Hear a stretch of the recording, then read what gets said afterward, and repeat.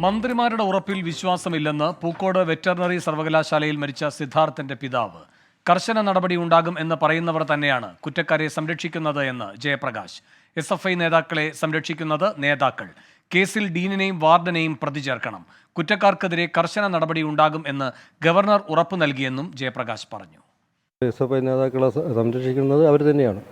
അവർ നേതാക്കന്മാരുടെ കാര്യമാണ് സംരക്ഷിക്കുന്നത്. ഇല്ലാന്നുണ്ടെങ്കിൽ അവരെ ഇതിനു മുമ്പേ പിടിക്കണമായിരുന്നല്ലോ. വെറും പ്രവർത്തകരല്ല, അവർ നേതാക്കന്മാരാണ്. അതൊന്ന് ആലോചിക്കണം. ആ നേതാക്കന്മാരെ സംരക്ഷിക്കേണ്ടത് അവർ ചുമതലയാണ്.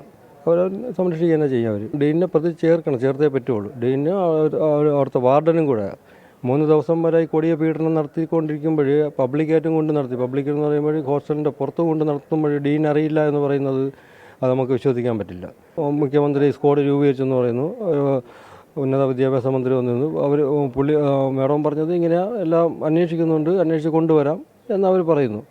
കൊണ്ടുവരാമെന്ന് പറയുകയാണെങ്കിൽ ഇപ്പം സംഭവിച്ചിട്ട് ഏകദേശം 10-12 ദിവസമായി. ആദ്യം പ്രതി ചേർത്തിട്ടുള്ള ഈ 12 പേരായിരുന്നു. അതിനുശേഷമാണ് ബാക്കിയുള്ളവരുണ്ട് 18 പേര്.